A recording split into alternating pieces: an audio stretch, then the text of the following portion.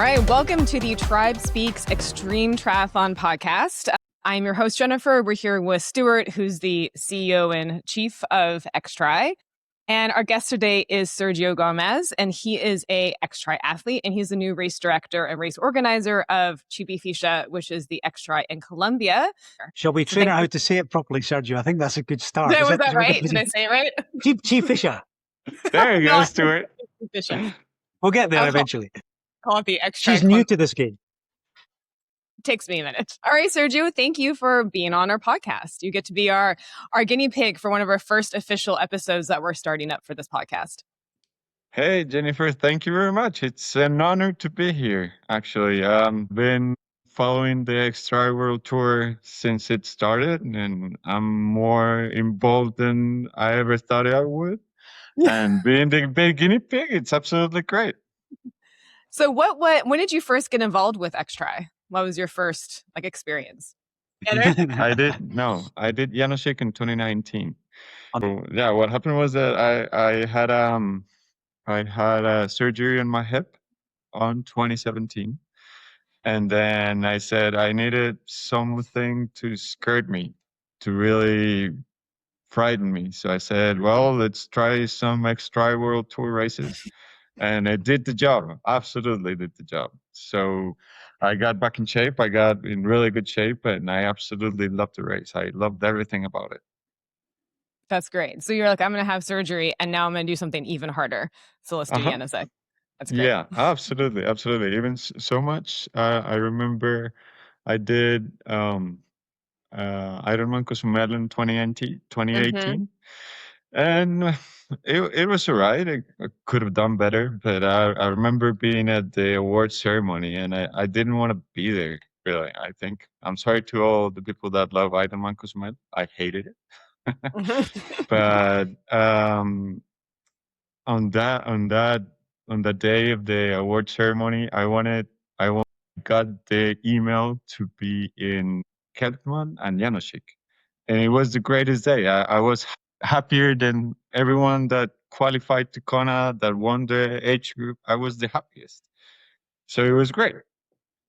That's amazing. So what made you go from racing an XTRI to deciding you wanted to organize one? Because I've got a more important question, Jennifer. Much more important. What made him choose Slovakia over Scotland? That's what I want to know. Oh wait, you didn't do them both. You picked Janosik over Keltman. No, well, I'm too far. Can't do both, Two Europe trips from Colombia, it's pretty far. And it's expensive, of course. And then the reason why Slovakia over Scotland was I've never heard anything about Slovakia. I was intrigued by it. Lots of bullshit about Scotland, so I'll go somewhere more mysterious. Yeah, no. I think maybe Scotland it's very touristy, even though it's not the touristic spot. It's not Edinburgh. Well, I only knew what's the name of the capital. I had been in Vienna before, but I said, Northern Slovakia, let's go. I'm not gonna go back Good ever. Reason. Yeah, I'm never gonna go back. So let's do it. That's amazing. Yeah, it's a good choice. I like that. It could be their tagline. Yeah. Don't go Keltman, come to Slovakia. There you go. And because apparently they tell me that the Slovakians invented the bagpipes, not the Scots. So that's a good reason to go to Slovakia. Nothing else. Go and see a real bagpiper. No, and they were like, this sucks. Let's make Scotland have this terrible instrument. I can testify that the Slovakian bagpipes sound just as terrible as the Scottish ones. All right. Well, and I absolutely loved it when I was there. Like the race meeting, the briefing, it was great. I absolutely loved the fact that the guy said, hey, I'm not going to tell you what triathlon is about. You all done a triathlon. I'm not going to go over the rules. You know what they are. I'm just going to tell you, be careful here. Be careful there. This is not about winning. And I remember reading a post afterwards that said that Janosik had this really, really big vibe about not getting rich of the race, but loving to do the race. And I felt connected with it. So it was great. And then I started swimming when I was 8. And from the moment I started swimming in Janosik, it was the greatest swim I've ever had. Really? Midnight swim. Yeah, midnight swim. Absolutely beautiful. You could only see the buoys and the kayak next to you. Absolutely That was beautiful, it. but you couldn't see anything. Yeah, that's No. It was amazing. It's all It in your was head. amazing. I think it was probably the first time that I was like truly meditating. Like I'm in a race and I'm meditating and I'm enjoying myself and enjoying the feeling. It was just wonderful. Obviously, then the bike, really exhausting. Really exhausting, mentally exhausting, because the roads in Slovakia are not like the roads in Switzerland. They're not perfect. So you had to pay attention. And it was mentally tiring, really. But I was part of it. Great. And that's coming from Colombia too. I can't imagine you have No, some of but the then again, quietest ones. at the same time, it's not only about, it wasn't only about the traffic that you had, it was more Mhm. about the road conditions. Yeah, okay. So with so much elevation and you're still racing, you want to attack the downhill as well. You have to pay attention. Hmm. Yeah, because much of that's in the dark, isn't it? And I know that we hear anecdotes of the first section downhill in the dark in the forest where you can see animals' eyes in your headlights peering at you Yeah, from behind the Amazing. trees. yeah, I wonder what those absolutely. animals are, Sergio. They don't tell you. That's not in the briefing. So you So did, and Aniesek wasn't, it's not your only one. You've raced a few other ones. yes, in 2021, I had signed up for Sweetman. I'm sorry, and of course, well, didn't happen. Right. And then I tried to move it for the following year. The guys at Sweetman, I probably was Johan, said, "All right, you can move it to the following year. Can come to Sweden." And I just said, I'm not gonna go." Oh, no, Mm. never mind. And then 2022, Mr. Putin started his war, and then you, Stuart, I don't know how you felt being in Sweden, but Sweden joined NATO and so forth. And I said, you know what? I live in Colombia. I don't want to add any more risk to my life. So There's not I'm many just places you not can going to go go. nowadays, Sergio. You know, it's chaos everywhere. So you So decided I to go to just, Nepal instead. Yeah, we Yeah. know this story. there you go. Just go over There the you top go. of Libya and Pakistan to get there. You'll be fine. There you go. So in 2023, I went to Nepal. Hmm. And what a race, what an experience. Everything was just too great about that place. It was amazing. It was unbelievable just being like, I don't know, having breakfast in the hotel and having this white peak behind and saying like, oh, that's a 7,000, I don't know. Whoa, amazing. Yeah. Yeah.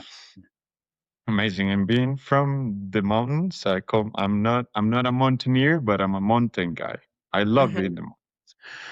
Uh, it's just a dream to be in the Himalayas, and walking the Himalayas is just amazing. It's just too much. So, what can So you add? then, did you already have the idea for the race like before you went to Nepal, or did it come to you while you were there? No, I didn't have. Well, I have to push it backwards. In Mhm. 2017, I started organizing races here in Colombia. And I had this, and of course, I knew of Norseman, and I had planned a route in Colombia. I said, "Oh, I would like to organize this race, and how would it work?" And I remember, this road is nice. I don't like this road. We should come here, and so forth and so on. So it was just an idea. And then when we were in Nepal, I was with my girlfriend, and she said, we should bring this to Colombia while we were in the mountains. We were coming Mhm. back down. We were really exhausted, and everything that happens. I don't know if you remember, Stuart, but 2023 was a big storm. Like a big. It was like, Oh, it was huge thunderstorm and lightning yeah. and chaos. Yeah, yeah. It, that's one of the things that I remember the most. We were coming down, and the storm was in front of you. Mm. We were coming from high camp, and the storm was in front of you. It was amazing. It was unbelievable to see lightning in front of you, not above you. Mhm. So it was amazing. And then it was the downhill was all muddy and stuff. It was great. And then so that's when Maria Esther said we should bring this to Colombia. And then the following morning that we have to stay up there in the finish line, I started talking to Stuart, and that's when I said, "Hey, I do this. We should bring it to Colombia, so forth." And I We had to was take our minds off the bus journey, which was possibly the most scary part of the entire weekend, as this rickety old bus with one channel brakes went down the side of this mountain pass. it is So it it's is best it, not to look out the window and just chat to Sergio about something else. it's perfect for your stomach after a 20-something hour day of just gels. It's what you Perfect, need. It's what because you need. there's no air conditioning, we must point out, so the bus is very hot. It's quite a lot of shaking, and it Well, is terrifying. And you know that it hasn't been serviced since 1962. that's why. There you go. There you go. You do that bus ride every year, Stuart? Yeah. That's gutsy. That's gutsy coming back. So you guys were on the bus, and in your post-race delirium where you haven't slept, more than like 2 hours, you pitched the idea to Stuart about the race. Yes, yes. And at that time, I had a startup that organized races in Colombia. I was in that startup from 2019 till January, February 2024. So it was a perfect match. This is what I do. This is one of the jobs I have. Let's bring it. And so we started chatting about it, and then by January, I pitched the idea. The bus was down before January, by the way. It didn't take that long to get the Yes, bus. yeah, absolutely, absolutely. It's slightly short. The race is May, May.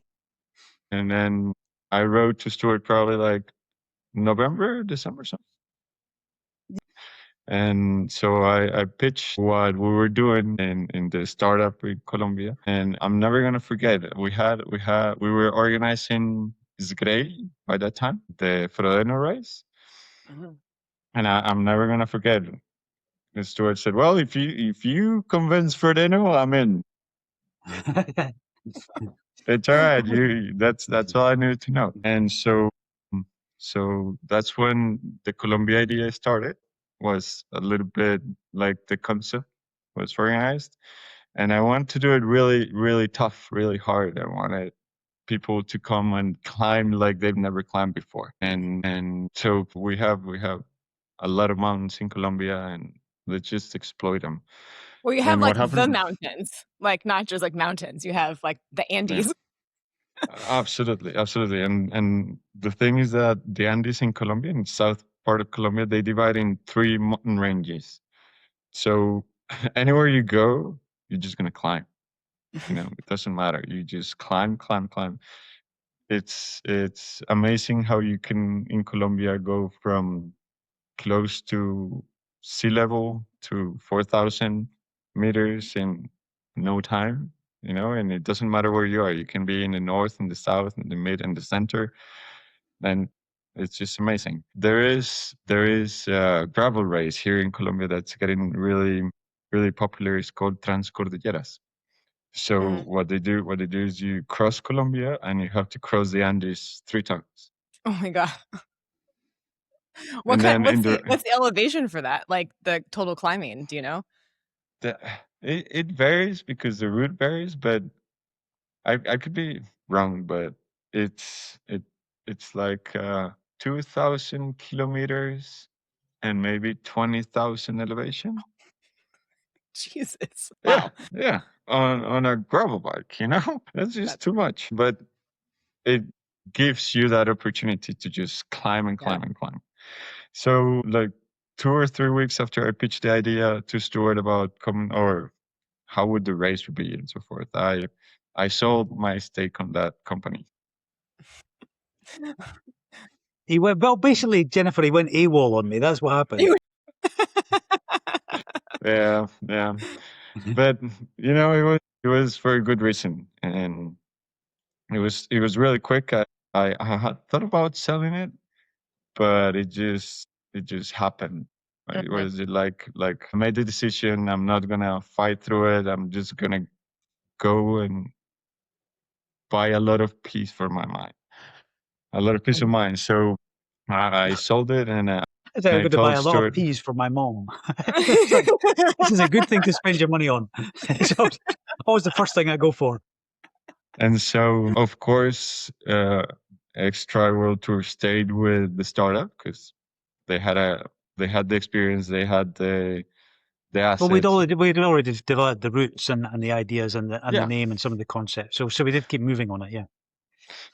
But they weren't into it, you know? Yeah, you were the heart. No, it fizzled Early. out, and that does happen. I mean, we go down a lot of these roads that often go nowhere, and then people don't even know that we ever went down that road. There have races been conceived but never birthed Yeah, many of times. course. It does happen. Of course. So I was the one that liked it. I was the one who was pushing for it, and if you're not into, if you're not part of the tribe, it's hard to Yeah. love the race, you know? Yes. It's hard to know, hey, I'm not gonna try to bring 2,000 people. It's gonna be a smaller race. Numbers are gonna be hardly met. So that's it. Not everyone is up for it. So nothing happened. I remember I remember one time talking to Stuart, he was like, I don't know, probably the end of 2024. And I said, hey, so what's going on with the race? And he said, oh, it's slowly coming along. We can disguise you as some other guy if you want to race it. It's okay. In a very Stuarty way. And so nothing Full happened. moustache, be fine. There you go. Nothing happened. And Mm. then I went to Black Lake on 2025, and I saw Stuart again, and I said, hey, I don't know what's going on, but let's do it. I really want to do this in Colombia. You're like, I can't So escape from this guy. He is standing by a lake in Montenegro. I'm like, Sergio, come on. Are we going to have a serious conversation now?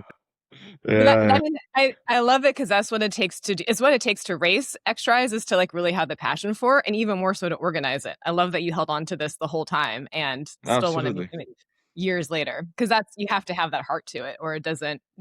We're not a standard race, right? All of our races have heart. Yeah, and you know what?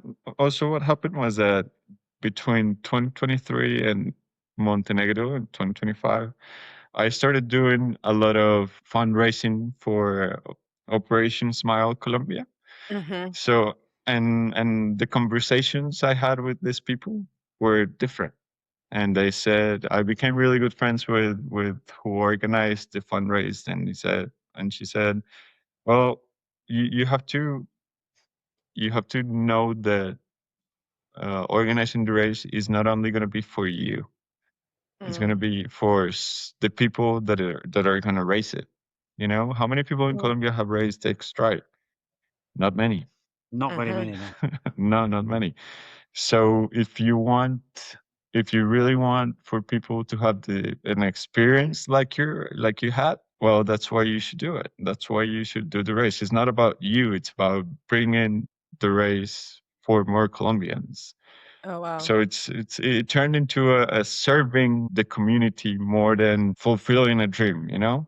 Mm-hmm. And so that's what I'm trying to do. And that's when I talked to Stuart and I said I was absolutely convinced that I wanted to do it. And then So can I ask what's Sergio, the because, sorry, Jennifer, I was just thinking that from your perspective, coming from the athlete side, and you know that XTRI is fairly open. We're not hiding behind a corporate wall or a corporate banner. You're kind of in there when you're even an athlete doing the races.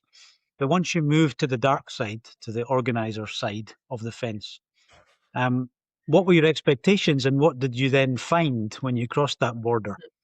And was it a surprise? No, I think the workshop that we did in Italy this year, it answered that question, you know, because I've only seen like the guys organizing on social media or and the briefing and so forth, and I talked to Stuart a couple of times. But then when I was in Italy, I said, "This is my crowd. This is my crowd. I feel like I belong here, really." So and I think I think, for example, Paul embodies that. You know, Yeah. he's just a crazy guy, absolutely crazy guy. But he, You mean from he's what got I a can terrible see, dress sense, is what you're saying here? That's what. no, no, no. Sorry, unique, From what not terrible. I take that back. absolutely, absolutely. But then you see him, and you can see he's very passionate about it. You Yeah, know, it yeah. doesn't matter I don't see him as someone that's trying to profit out of everything he does.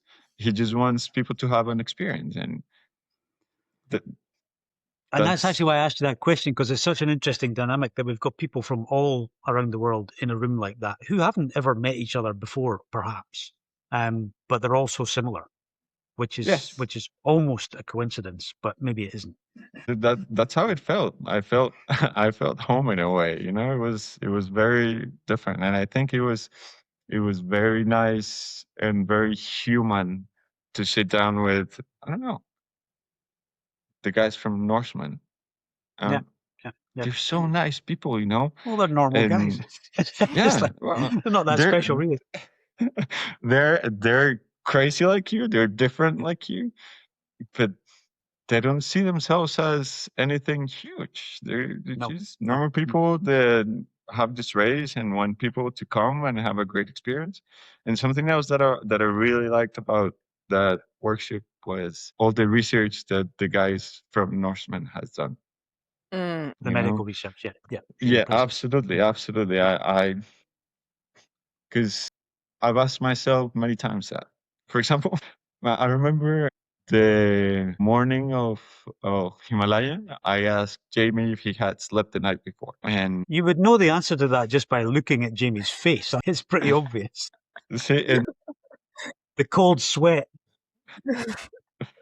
I asked him that because the nights before I organize a race, I usually don't sleep.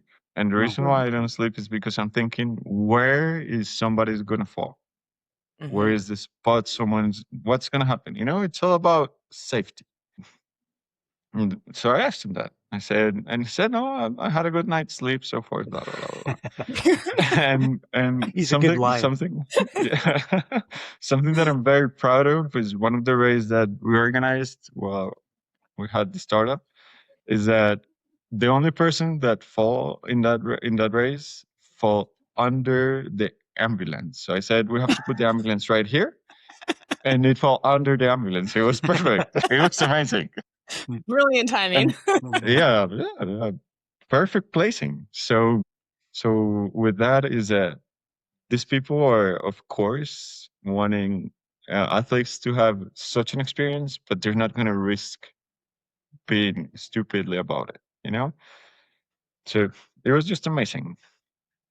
Yeah, I think Yeah, I that's mean, an we talked about important. that a lot. Yeah, sorry, language. Yeah, no, so it's an important dynamic that a lot of athletes don't see is how much goes into their safety of the race while still creating this experience for them to have. You know, we don't need to put like guardrails around, but like the amount of time and effort it goes into making sure athletes are safe. And what Johnny did, which is he's the He's the chairman of the Norseman board, actually, but chairman he's of the also Northern their Board. chief medical research guy. So. Yeah, he's put a lot of time, energy, and research and students and studies into what happens to you while you race to athletes and what are the biomarkers that happen. And so it's interesting the data coming out of Norseman because that will help inform all athletes. Not sure many people know about that it's not just a race, but it's also this great ground to collect data on athletes so it can help us all in the future if we ever end up at a hospital and the doctor thinks we have a heart attack, but we just raced 11 hours or 14 hours. They're real guinea pigs, Sergio. You're only the podcast guinea pig, which is safer for you. That's great. Well, we're not going to stick any capsules up your bum. Don't worry. well, yeah. but Norwegian triathletes had made that popular, so it's okay. Exactly. It's you the know, thing we if did. everybody knows about it now, so Everybody's doing it. Double, It's a double TikTok trend. threshold days and anal probes. maybe we can pull that in the race packet. You know, That's hey, welcome. Here's your bib. Here's your anal probe. Have fun. Amazing. So, what do you think as athletes come, especially for non-Colombian athletes, as they come to a race? What do you think will be the most surprising for them to experience? Oh, I don't think many of the people coming from abroad have experienced the altitude. You know, Mhm. It's the extremist part of the race, absolutely. You know, and I think it's going to be amazing because Nepal, you're at 800 meters. You know, Pokhara is at 800 meters. It's It's not not so high. high. No. It's sort And of then, of course, a surprise. you climb, and then you come back down. So it's Mhm. okay. It's amazing you're in the mountains, but then you come back down really quickly. But then here it's gonna be amazing, like being so high and being on a valley so high. And then on the we know XTRI doesn't like to do out and backs, but we have a little out and back because it's a 10-kilometer climb on So the we bike. need to cancel this project, Sergio. Sorry. But I think that 10-kilometer climb, it's very, very Colombian. It's what we do every day or every weekend. You know, that's what I like it. But what's amazing is that you're climbing 10 kilometers, you're going to 3,400 to another valley. So it's like, how is this possible? You know, I'm climbing, and I'm getting to another valley where I don't understand how it works, you know? So I Does it think rain? that's going to be very different for the people coming from abroad. There's a guy that signed up from Ecuador, so it's not going to be a problem for him. It's going to be regular for him. But then the people that are coming from the guy from Germany, I don't know what's he expecting. How is he going to look? And there is a guy from Uruguay. We'll see how he handles it, and a guy from Chile. So it's going to be great.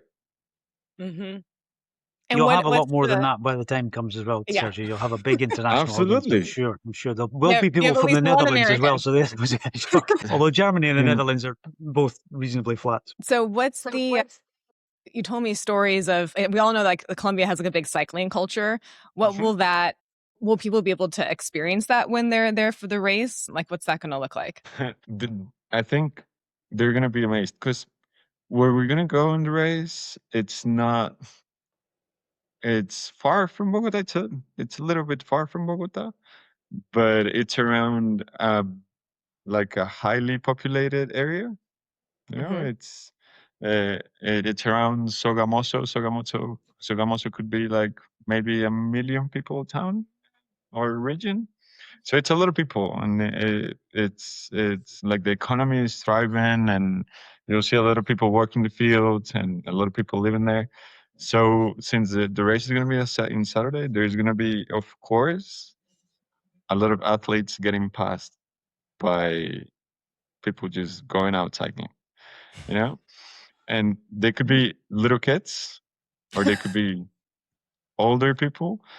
And I really, really hope I really, really hope the people from media captures it, because somebody's gonna get passed by like a Colombian worker, like peasant, going to work on this big stick, like very heavy steel bike, wearing a blanket on top of him, because that's how they get around. We can always stage this, Sergio, if necessary. You know? Well, Jennifer, you want to be the athlete The old that Colombian guy.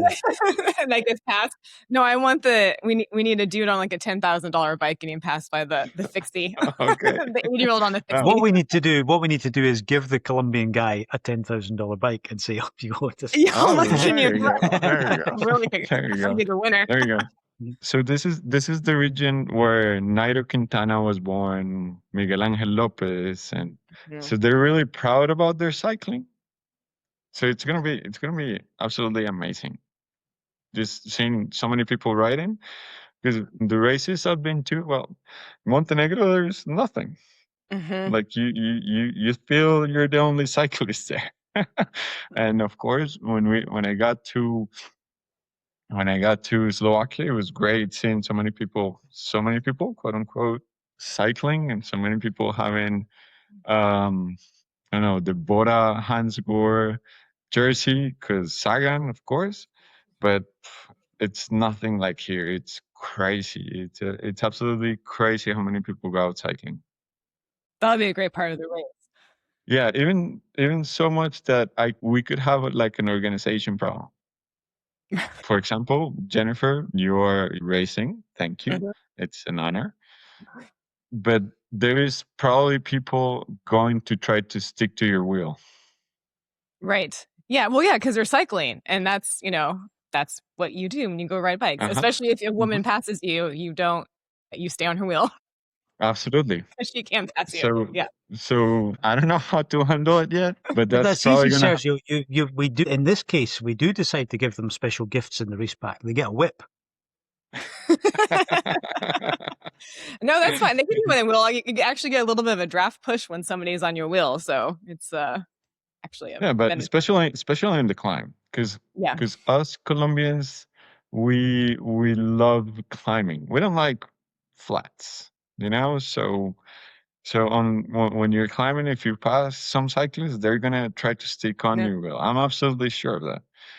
So it's up to the athlete what to do. You know, it's a non-drafting race. So Jennifer, you gotta But it live is, them. it's not a non-being drafted race. That's something, Right. right? Isn't it? It's just, Yeah, but that's something that is gonna happen for sure.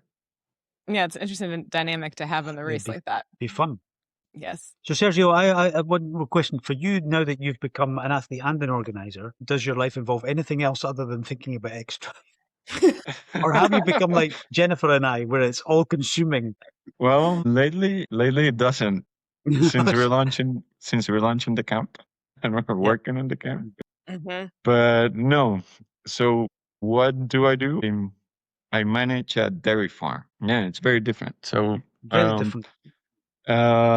what happened is that it's a long story, of course. There's a story behind everything. So what happened is that a cousin of my dad, he was like a cowboy for all his life. And a month before, he didn't have any kids, and a month before he died, he didn't know what he was going to do with his land. And he had this land that's really close to Bogota, the land that he likes the most, he loved the most. He came here every day. And he said, well, what am I going to do with this? All this area is getting uh, like a suburb, you know, of a suburb of Bogota, and I don't like it. I hate it. What am I going to do with this? Um, of course, you could develop this area and you could just get rich, you know, right away. So he didn't know what he was going to do with the land. And so he decided to turn it into a park, you know? So what his vision is that maybe 100 years from now, all around here is going to be developed. It's going to be houses, but it's going to be a green like park in the middle of it. Oh wow. And that's my job. Turn it into a park. Turn the dairy farm into a park. And we started the project in 2018. We've planted over 22,000 trees. Oh my gosh. And and so that's what I'm doing. That's my job. How big is the land? It's gonna be hard to answer because you guys and your measuring system, but it's 70. Are you talking to the Brit or the American here? We're more Somebody adaptable. listening will know. Actually, we 70 use acres. Acres is the same, I It's think. 4 cups and 5 ounces. Divided by 4. It's not an acre, it's a 3 hectare. gallons. Hectare. It's a Yeah. 70 hectares. So, Mm-hmm. well, for reference, one of the things that we have, it's like a walkable path Mm-hmm. inside the farm, and it's 4K. Oh, yeah, that's quite big. It is really big. It is really big. We have 160 cows, so it's big enough. It's really big for the area, being so close to Bogota. It's really big, Mm-hmm. and so that's what we're doing. That's my job. Wow, that's an amazing project. It is. It is. Oh, other than, of course, I spend a lot of time with this non-profit funding for Operación Sonrisa. They're the race purpose. I don't know if you've seen it, but the plan is what happened is that Operación Sonrisa Colombia started in the ChibChi Fisha region like 35 years ago, and so what we're gonna have is some volunteers were patients of Operación Sonrisa. So what I want is for people to receive the race kit or the race packet with a little scar on their upper lip, Mm. you know? And at the same time, we're going to have like a tent for people to just donate and Oh, that's great. like raise some funds for it. And something that I'm really keen into is it's really funny the race, like the race week pretty much, where everyone is like showing off the race where they've been, the race Mhm. shirts and the race finisher and the hat. And so they have this Ironman Hawaii shirts and they wear it and they're all proud and so forth, and Norseman. And what I would, what I would really like for that race week is for people not to show where they've been, but instead what moves them to be in the race. Oh, wow. So I would like, if you go and donate and you're part of the cause, you'll get a shirt. Mhm. And then what I would really like is for people in the race briefing to be like full of different nonprofits, you know? Mhm. Because of course we're proud of where we've been, but we have to be prouder of what we do, you know? And of the bigger heart you have. We're very fortunate to just go around the world racing these races, but it only means that we have to give back to our communities, you know, Mhm. and have a greater purpose. So that's something else that I work. That's something else that Mhm. I put my time into it, and I'm really proud that they're joining the race. Do you think that like, what do you think the impact will be of the local community of having foreign athletes come in and racing there and being a part of the, there for the week, or if they're there, we're having the training camp ahead of time, maybe they're there for 10 days. What do you think that will be? Well, I'm gonna try to have some kids coming and training with us. Amazing. So, you know, it'll be amazing if you have, I don't know, whatever the name, and we're gonna go for a climb, and you're climbing next to a 14-year-old with huge hopes. You know, Mhm. because cycling, it's a way to come out of the world. You know, Yeah. it happens everywhere. And for these families to have like a little kid cycling, it could be a way to get them out in the world.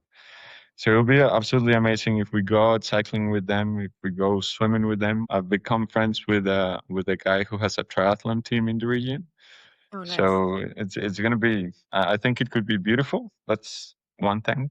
Then Mhm. something else is that when you think about coming to Colombia for vacations or for tourism, you don't think about the mountains very much. You think about going to Cartagena, maybe Mhm. going to Medellin, coming to Bogota, but you never think about going to Boyacá. Mhm. And Boyacá is absolutely beautiful. I think it condenses Colombia very much so, because we have the pre-Columbian history, the liberation from the Spaniards history, and when we have, well, the environment in Boyacá, you could have close to sea level and permanent snow peaks. So it condenses everything, and the people are really, really good-hearted, humble, and from what I've talked to the people from Boyacá, they're really proud of us bringing tourism to them, because they do have a lot of tourism infrastructure because they're really close to Bogota. Bogota is a 10 million people city, so we go there. It's really close, but it's not an international destination spot. Mhm. So I think it's going to be amazing. People who are coming to athletes who come to this, they would fly to Bogota. Is that correct? That's going to be Yes. their main Hub. landing Yes. point. Absolutely. They're probably gonna have a really fun time leaving Bogota once they get their car, because it's Well, so terrible 10 million traffic. is a pretty big city. Yeah, there's be some Yeah, what's local the chaos. size of Mm. Sweden population, Stuart? The entire population of Sweden is 10 million. Yes, Okay, that's and what I thought. Okay. Okay. Okay. it's huge. So there's not many people here. So they're gonna the experience starts when you land. Absolutely. Yeah. Absolutely. And Renting your Colombia has so car many and myths, some of them good, some of them not so good. But I think that's all of part of course. the colourful nature of what's going to happen when they get there. I think that's a real draw for people. And one of the reasons that when we started discussing it that I was excited about it was that Colombia is a cool place, and it's a Yeah. mythically cool place as well. Yes. We have lots of approaches, as I've said before, but when you have an approach from a country that doesn't light your fire, and they exist, not everywhere is interesting and exciting, but Colombia certainly is and will be Yes, absolutely. And I if I'm think the allowed to come. drive That is is. going to be amazing. So it's something that I really want people to like to experience while being here is that when you're driving to Boyacá, you start seeing how amazing these mountains are. And if you're a mountain person, you just pass a climb, and you're like, "Oh, look at this! Whoa, this is amazing! Whoa, what is this?" And so forth. And that's where the adventure starts. Absolutely. Yeah. Which is part of our game, part of our journey. Of Is that course. the journey is Of part course. of the journey? It sounds like Of a course. cliche, but it really is. They have to be in interesting locations. Other than, we haven't talked so much about the camp, and Oh, that's so right. I think where we're planning for the camp, it's just adds to experience in so many ways. Because what we're planning is for athletes to get into the camping region by climbing a 90-kilometer climb with like 3,500 meters of elevation. It's unbelievable. It's I have to unbelievable. look at I need the The K Strava of just going segment. up. Yeah, we need the Yes. Strava segment. It has to be. Well, you were talking. I mean, clearly it's one of the longest climbs in the world. But I know that the longest European climb is what's it Come on, like? Jennifer. Come on, Maybe you can do it. 60 K. I know I'm trying to convert miles in my head. It doesn't go very well. But it's like maybe 2/3, if that, of this climb, which is crazy. It just doesn't compare. It's so weirdly different. You can compare it with a climb in Kona, Hawaii, I think, because it goes from almost sea level all the way up to It's the no, volcano. it's in Maui. It's the sea to sky, so it's sea all the way up to Okay, Haleakala is the thing, and that's like, but this climb is much bigger than that. it's something like it. I don't know how 'Cause it's much is like, the I think Hawaiian it's like like. 11. I've done it. It was a very long day on the bike. I think it's like 11,000. Actually, Stelvio is a bigger climb than that is in comparison, Oh, but it's like 11,000 feet of climbing. Well, according to Strava, that's what Strava tells me. okay. So But yeah, this it's like climb, 11,000 this feet of climb, climbing. this climb is amazing because you start. I don't know. It's like 400 meters above sea level. Mhm. It's really warm. Like, it doesn't matter what time of the year you go, it's really warm. And then you start climbing, and you climb and you climb and you climb. And if you've never been to something like this, you're wondering, how is this possible to just keep climbing and keep climbing, and you don't see the end. You never see the end. And then this climb is very special because we have like 3 to 4 climbs that are like that, and you have some rests in the middle. Mhm. Like, you climb a little, and then you go down here for like, a couple hundred meters, and then you start climbing again. Well, this climb has like a part of the climb, 23 kilometers, 6% average all the way. There's no resting. Amazing. That's crazy. How is this possible? And you just keep climbing and keep climbing and keep climbing and keep climbing, and the environment changes, and it starts getting colder and colder and colder, but you just changing the atmosphere, changing everything, and you start losing your breath. And not because you're tired, it's just because there is no oxygen. And what it's amazing is that when you get to the highest part of the climb, you see the lake where we're gonna swim. Oh, wow. So it's just like mind blowing. How is it possible that I climb so much to get to the lake where we're gonna swim? And that's the So starting this is point of the Sergio. race? This is for those of the listeners who don't know what we're talking about. So we have to pretend we don't know. This is a high altitude training camp before the ChibChi Fisha race, which is available for anyone to sign up for, which is designed for anyone, not just people racing, but people who want to come and experience it as well. And then perhaps be a supporter for the main race, or a spectator, Yeah. or an athlete.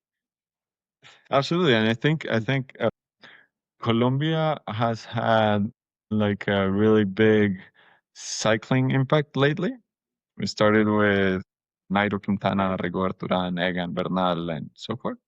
And there's a lot of cyclists that pro cyclists that come to Colombia during that January window, you know, and they want the altitude. Absolutely. Mhm. One is, I'm sorry, is very cheap compared to anywhere you would go in Europe or the States. Two, it's amazing climate. It doesn't matter when you come. And three, well, you can climb as much as you want. You can take it anywhere. The camp is going to be like staged at 2,500 meters, and that's the lowest level, the lowest part. So we're going to climb from there. It's going to be amazing. Yeah, it's a great way to start off, because also that time of year, there's not a lot of places you can be altitude that isn't frozen. That's the other special part of Of a course. January training camp. Basically, you'll be able to take the course. altitude and go into your season, or you can adapt so that when the race starts, you're more adapted to altitude, which are two pretty important things. Yeah, absolutely. And it's a great way just to be there. I think that's one of the great part of XTRI is you get to like immerse yourself in the place, and so now you have a full package and a way of doing that. People would be. Didn't you tell me the story? What do you guys? What do they do with the beers? What's the tradition? Like instead of buying the beer one at a time, Oh, yeah. that's what everybody will start doing. He's So- about to go full Glaswegian, and let's wait for this. So Boyacá is one of the regions in the world that people drink the most beers. Okay, like average per capita drinking, it's in Boyacá. So what they you do proud of is this? no, not necessarily. It's just fun. So the tradition is that they sit down at it's not even a pub, like a regular store, I think. And the way that they keep count of how many beers they have is they leave everything on the table. So in a way, when you're done, like the owner of the store counts how many beer bottles are on the table, and that's how much it charges you. So So they depending just on the help hour, themselves from the fridge, from the shop, and drink them, and then pretty they count them much, later. yeah, Okay, pretty good. much, pretty Amazing. much. So in the way, in that sense, is like I'm not trying to rob you. That's how many empty beer bottles you have in front. You're absolutely wasted, but that's how many there are in front of you. Somebody So count depending these for on me. yes, so depending on how on the time we pass by these stores, you're gonna see more and more beer bottles in front of you, in front of the people. I'm just So waiting for the it's finish line, the XTRI finish line, and the piles of beer bottles just stacked in the middle of the tables. well, we made an alliance with a local how do you call it, like brewery? Like Yeah. a microbrewery or something, And or yes, main brewery. yes. Yes, and so what we want is for people to have like a finish line beer, and we're gonna try to have them surprised a little bit with a finish line beer. I don't think many people are gonna drink it all, but You'd be surprised. we're You've It's already great carbs somebody and says, hydration. they're like, can I have two? all right. And then the following day on the award ceremony, I'm gonna try for them to just sell it. And just it's going to be a local beer, and let's try to have some atmosphere about it. Yeah, absolutely. So it's great. It's going to be good, and it's going to be different. That sounds perfect. Great way to end the race. I hope.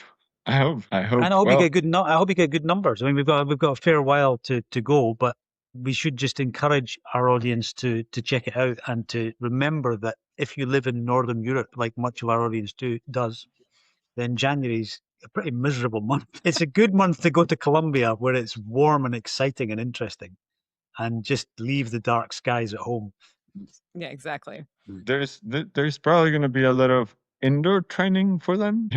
Like a lot of I don't know, Swift probably training. Oh, there's for no, them. yeah, because if you live where I live, then they can't swim in the lakes because they're frozen. They can't ride on the roads because they're covered in ice.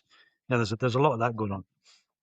So welcome, and I hope that it's not that I hope. I know that people are not going to regret coming to the camp and coming to the race. I know the first year is going to be hard bringing a lot of people, but it's going to be amazing.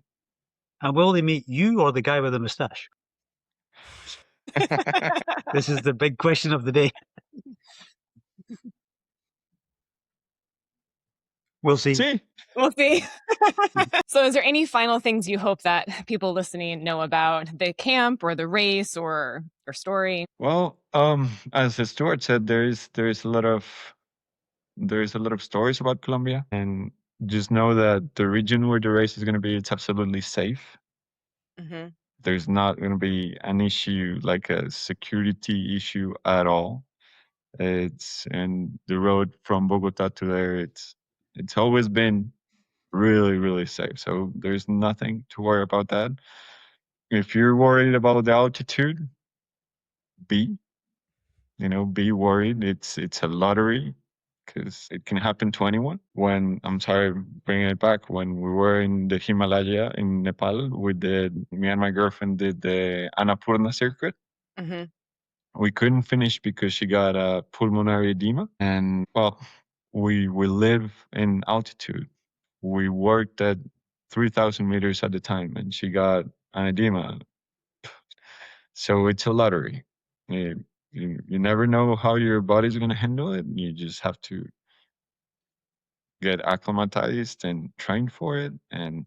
But you're not going to regret it because it's an absolute experience. And then I believe that the race it's going to be really extreme, absolutely extreme. I think it fits perfectly with the tour, and I really hope that at the end of the day, people are really having the day of their lives.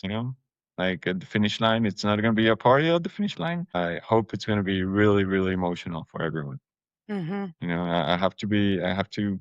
Maybe I'm gonna try to make an alliance with a tissue company for the finish line. By that point, Sergio, the clothing is so saturated in every bodily fluid, it doesn't matter. It's just, you shouldn't really hug the athletes on the finish line, but as a race director, you have to. A hazmat suit is recommended. I hope a lot of tears come out, and let's hope we can change some lives, either the athletes and the little kids from Operación Sonrisa that are gonna be benefited from it. That's amazing. Cool. Yeah. Well, I know that I the minute you told me about the race, I was instantly signed up before I even asked Stuart if it was okay if I raced it. Well, I promised you bib number 1, Jennifer. Yep. So it's Fine. waiting for you. Easy to remember, at least. But she still has to, even though she's an athlete, she still has to build the transition for you. It's in the contract. There you go. It works. It works for me. It works for me. I will have it built on Tuesday before the race. That's right, very early. So I'll be ready to do it. No, I had been to Colombia before, and it was one of the most surprising countries I've ever been to. I didn't expect to like it as much as I did, but I fell in love with the country. It's a really special place. And I think the Andes are like this mythical, like mountain range to experience. So putting those two things together and the heart that you have and the energy and passion for the race, there's no way it's not going to be one of the best experiences that people have racing. Oh, thank you. What are you guys' expectations for the race? Very, very, very high, Sergio. So you better be on game. Well, now we have ears and tissues. I want people crying. I want the old men on bikes. Well, I mean, we know just from everything. I mean, we've been discussing this for years. It's not a new project. We know that it will be an incredible product at the end of the day. But what I really hope for is that we get good numbers. We want people to take a risk on this, to be the pioneers, as we always say, for the first year, and to sign up and take a risk on it. Just because it will be incredible. We know that. So don't just do it, as some big sports company once said. Exactly. And well, I think something that really makes it easy for people to get into the experience. It's really easy to come to Colombia. Mm-hmm. We have I don't know how many flights from the States to here. I don't know how many flights from Europe. And then, yes, it's far from Europe, but it's not Brazil far from Europe. That is closer than Brazil. It is. And well, let's just hope people are intrigued as Slovakia was for me. You're like, what are you two talking about? I was just like, No. It's closer than Brazil if you're coming from Mexico. Yeah. No, but Stuart, you have to go way south to go to the race, because Brazil. Well, we're okay, closer than Brazil. the Brazilian race, not Brazil the country. Okay, yes, I of course. Yeah, Brazilian race. We're border with the I'm just Amazon. I'm just being Stuart. That's it. At the end of the day, it's just one, two, or three It's flights. just some flights. Yeah, It's not just that big of a deal. You get on the yeah. flight, you sit down, you go on the next flight. People make travel to be such a big thing. You just buy the plane ticket. People will tell you where to go. It's really not that hard. And then you show up in Colombia. Yes, absolutely. Absolutely. Right. It's easy to get here, and it's going to be amazing. I know it's going to be amazing. Well, I'm excited to see it in January. I know we'll have, lots of photos to share and stories and other things. But the best place to be is obviously to be the guinea pigs of the race, because that's the most fun. It's always fun to race a race that nobody's ever raced before. That's the ultimate adventure. There's a lot of pressure on that, but it's all right. Yeah, we just don't want to be the first one in the ambulance of the first race. That's the Oh no, it's not going to happen. This is ever a first one in the ambulance, Jennifer. This is it's not a given. No. Well, thanks for being our guinea pig on the show today, Sergio. I appreciate it. No, thank you for everything. Really, thank you for putting up the world tour, which I'm absolutely in love with. You're now addicted to. Yes, you're now artificially in the tribe. Yeah, absolutely. On all sides. There's all sides of the tribe now. Absolutely. And wow, what a place was Montenegro. I would have never gone if it wasn't for the race. So I think those destination points that are not known internationally, it just makes the tour like more valuable. We also want to encourage anyone listening to this to do that, exactly that, because that's the point with our smaller races. Norseman is oversubscribed, so of course, jump in the lottery for Norseman, go for it. But you don't have a great chance of getting in. But you do have a great chance of getting into any of the other races by just signing up and going. That's what we recommend. Absolutely. And then you can earn points for Norseman and all of that other complicated stuff that we have in the system. But I find that it's the smaller races that have have this real heart and passion to them, like Black Lake and Himalaya and Yanasek. I mean, the organizers, what you experience there being smaller too, is you feel so taken care of by the race on a totally different level. And that's the beauty of the smaller races is and then you really get to know everybody you're racing with, because you all end up in the same small town, and it's easy to find who's racing and who's not. So then you make these friends that you see at other races around the world, and then you really become a part of the tribe, which is why we have this big robust tribe of people in 45, 50 countries around the world. Well, thank you very much. Thanks a lot. It's an honor. Good. Thank you. It's a pleasure. Thanks, Sergio. Thank you. Okay, podcast host, you have to do the close down because you're the professional. I don't have a The tribe has spoken. I mean, I need a staff for it. Ding ding. All right. Well, thank you everybody listening. Appreciate your time today, and we'll catch you on the next episode. Oh, you know what? There's something else that I wanted to say. I applied for your job, Jennifer. Oh, you did? Yeah. Are we going to discuss this publicly now? Come on. Yeah, no. Well, before you had the job, I was one of the persons that applied for your job. That's how much XTRI meant to me. Yeah. Yeah, and we had a lot of applications. I was very surprised by how many applications we had. So many people wanted to work with you, Stuart.